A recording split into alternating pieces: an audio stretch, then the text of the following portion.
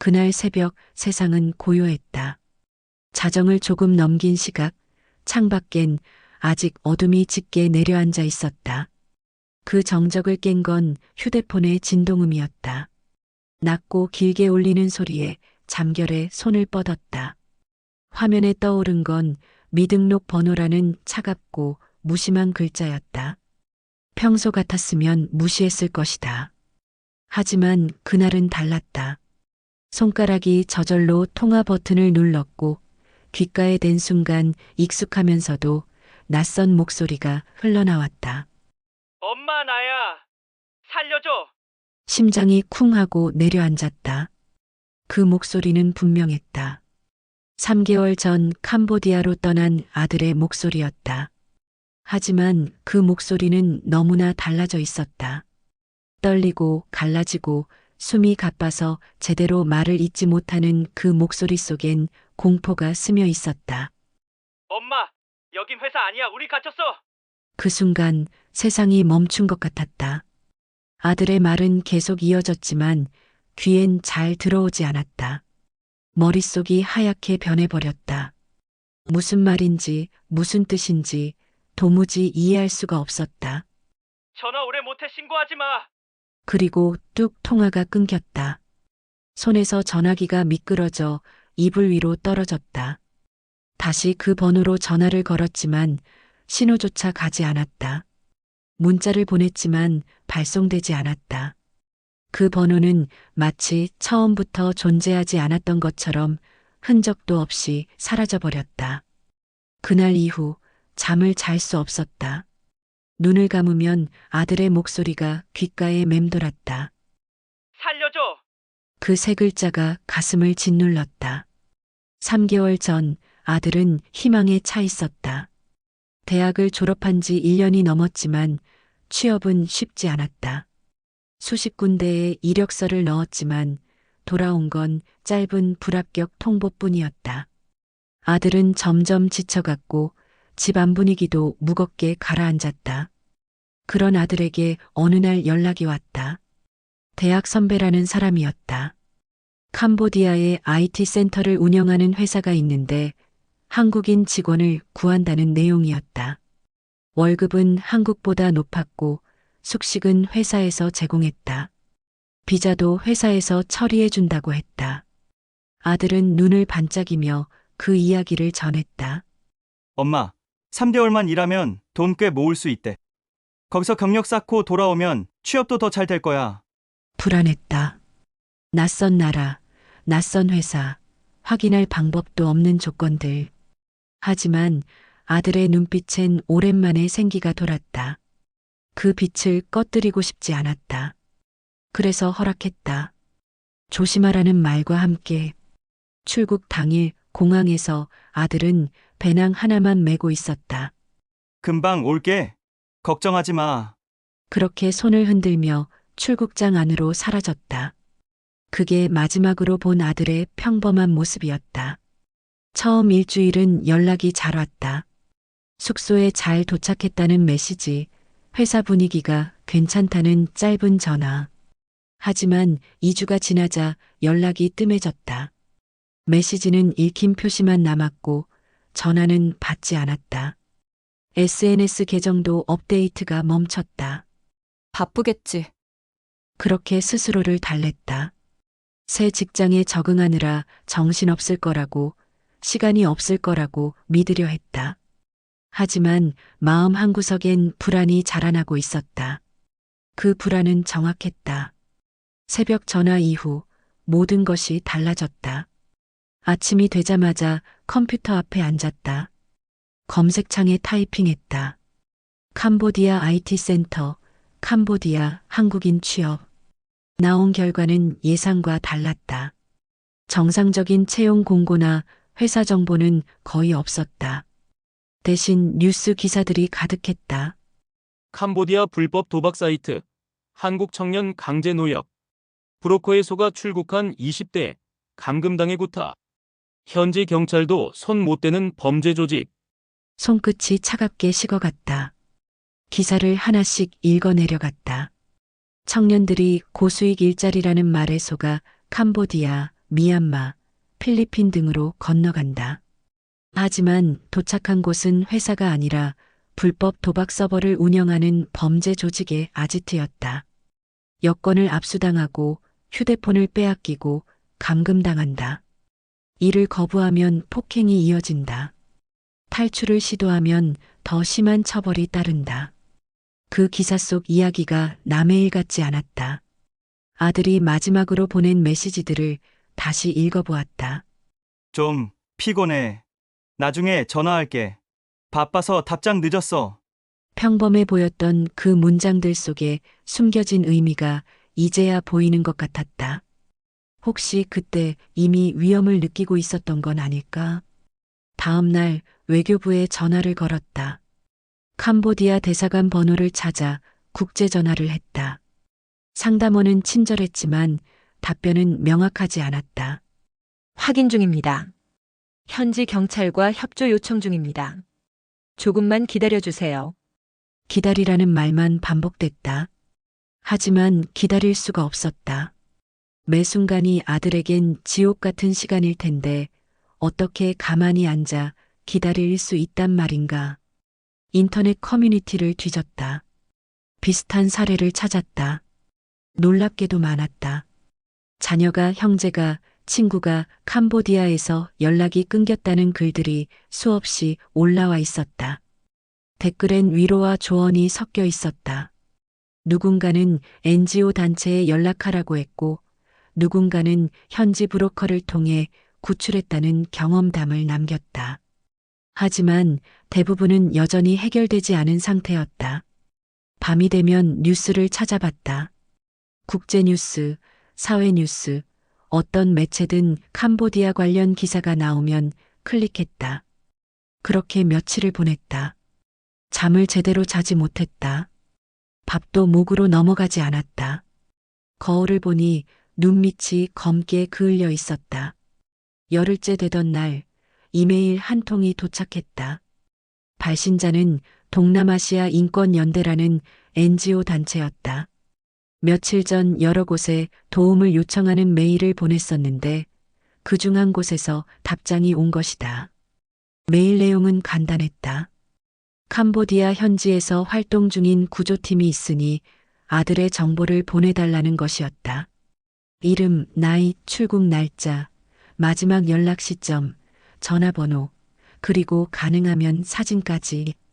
손이 떨렸지만 최대한 정확하게 정보를 정리해 답장을 보냈다. 그리고 기다렸다. 하루, 이틀, 사흘. 답장은 오지 않았다. 다시 불안이 밀려왔다. 혹시 사기는 아닐까? 혹시 잘못된 곳에 정보를 넘긴 건 아닐까? 하지만 일주일 후 다시 연락이 왔다. 어머니, 저희가 접촉한 생존자 중 한 명이 아드님을 본 적이 있다고 합니다.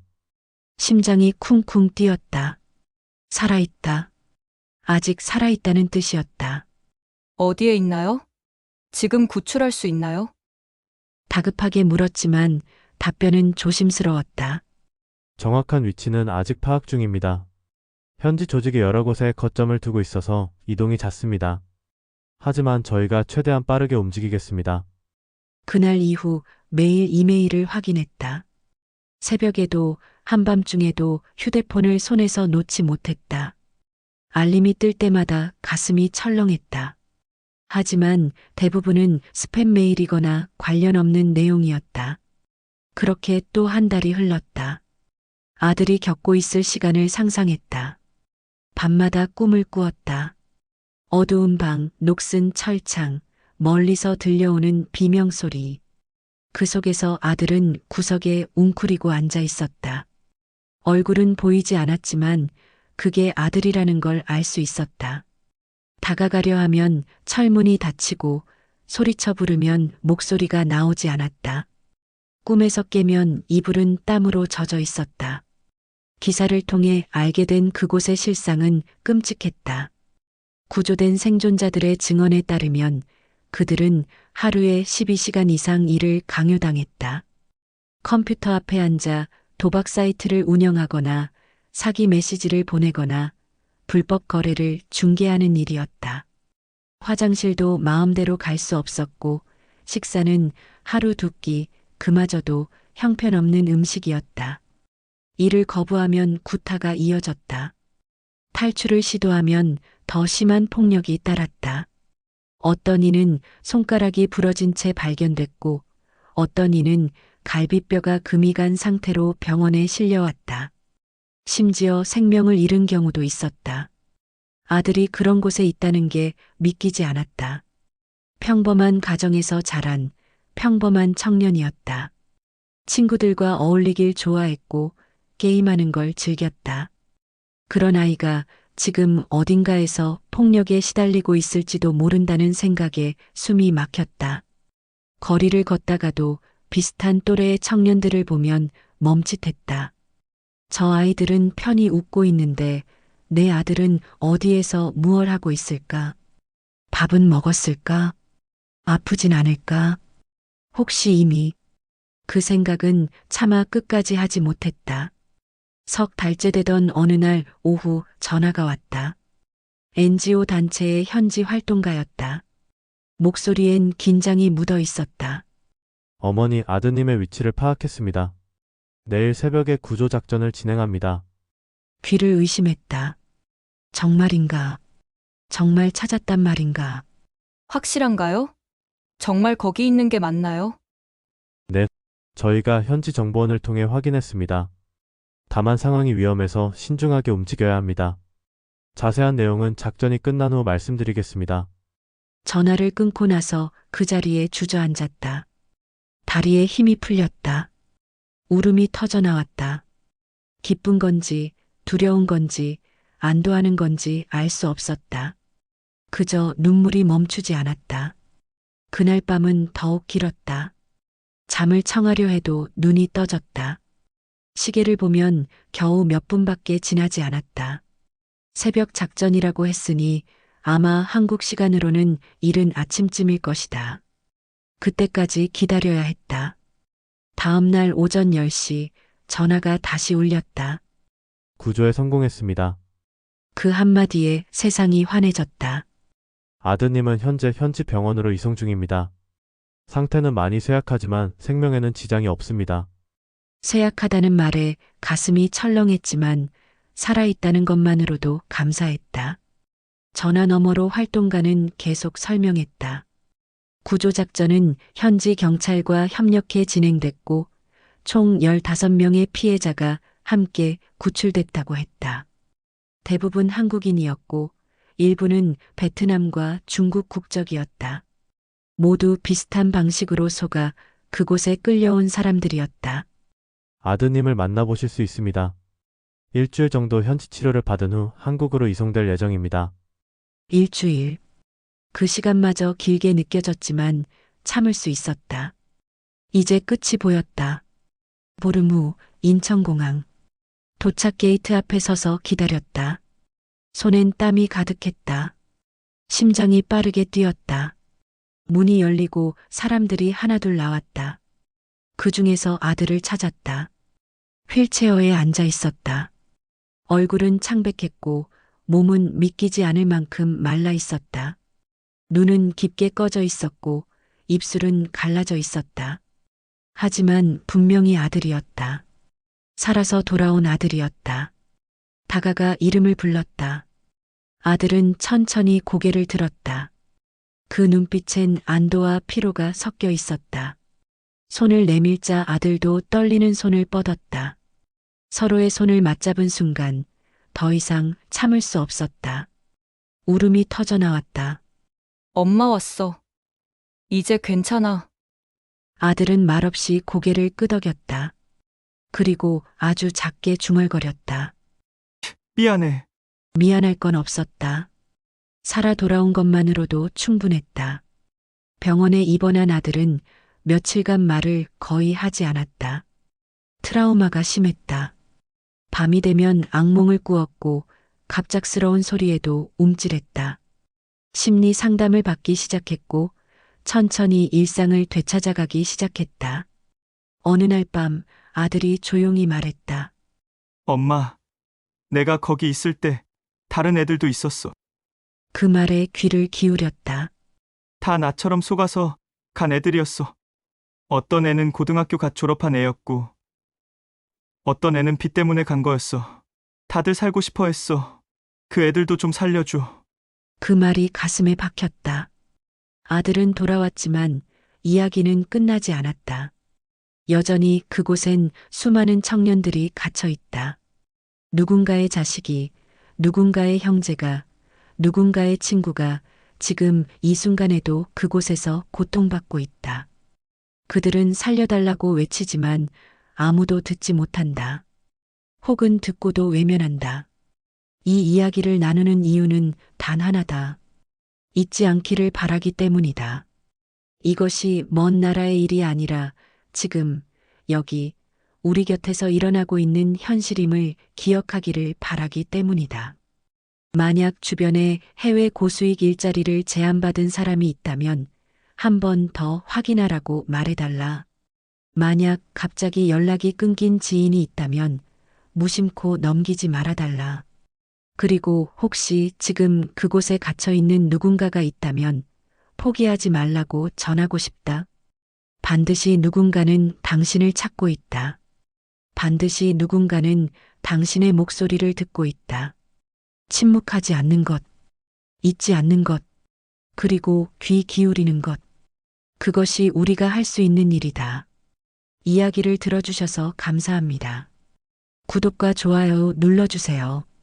여러분의 응원은 큰 힘이 됩니다.